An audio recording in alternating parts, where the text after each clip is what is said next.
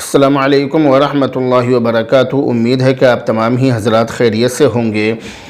اس بارے میں آپ یہ بات یاد رکھیے کہ اگر جیب سے صرف ایک ہاتھ سے موبائل نکال کر بند کیا اور نکالنے کے بعد اسکرین پر نظر پڑ گئی جس سے یہ معلوم ہو گیا کہ کس کا فون آ رہا ہے، تو چونکہ یہ عمل کثیر نہیں ہے لہذا اس سے نماز فاسد نہیں ہوگی، نماز نہیں ٹوٹے گی، نماز ختم نہیں ہوگی۔ لیکن ہاں ایسے موقع پر جیب ہی میں ہاتھ ڈال کر موبائل بند کر دینا چاہیے یا فون کاٹ دینا چاہیے، یہ سب سے اچھا اور بہت اچھا عمل ہے۔ تو جیب میں ہی ایک ہاتھ ڈال کر اپنے جو موبائل اس کو سائلنٹ کر دے یا اس کو جیسے بھی اس سے ہو سکے فون کاٹ دے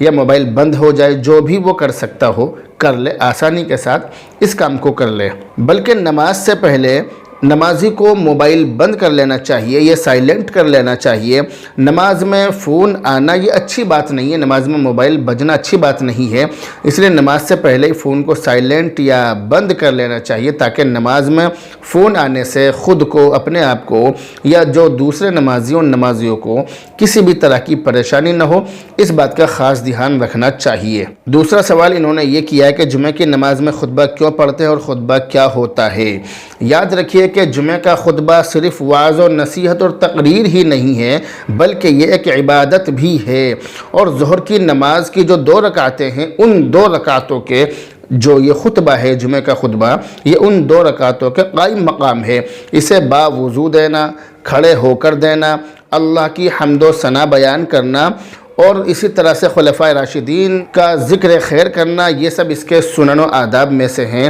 ان تمام چیزوں کا دھیان رکھنا چاہیے۔ اسی طرح یہ بھی یاد رکھیے کہ عربی زبان کے علاوہ کسی اور زبان میں خطبہ نہیں دینا چاہیے، جیسا کہ ہمارے یہاں پر اس چیز کو بہت زیادہ زور و شور سے چلایا جاتا ہے، کچھ دن پہلے بھی چلایا جا رہا تھا۔ ہم نے اس کے بارے میں بہت زبردست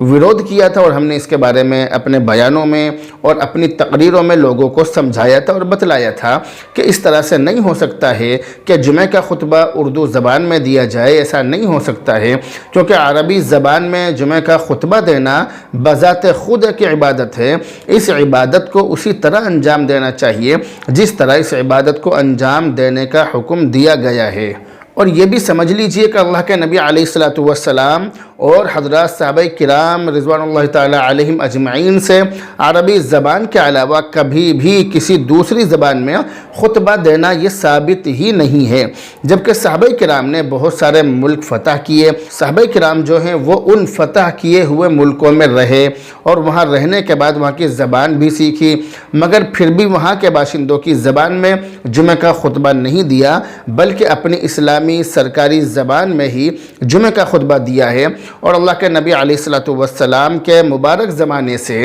یہ ایک سنت چلی آ رہی ہے، تو جمعہ کا جو خطبہ ہے وہ عربی زبان میں ہی دیا جائے گا، اور جمعہ کے خطبے کی بہت زیادہ اہمیت ہے، اور جمعہ کا خطبہ وعظ و نصیحت اور تقریر کے علاوہ یہ ایک بہت بڑی عبادت بھی ہے، اور یہ ظہر کی جو 2 رکعت ہیں، ظہر کی 2 رکعتوں کے قائم مقام ہے، ان کی جگہ پر ہے، اس لیے اس طرح کی باتیں نہیں کرنی چاہیے، اور اس طرح کی باتیں کرنا یہ گمراہی کی نشانی ہے۔ اس طرح کی باتیں عوام میں نہیں پھیلانی چاہیے۔ بہرحال اب آپ سے رخصت ہوتے ہیں، دعاؤں میں یاد رکھیں۔ السلام علیکم ورحمۃ اللہ۔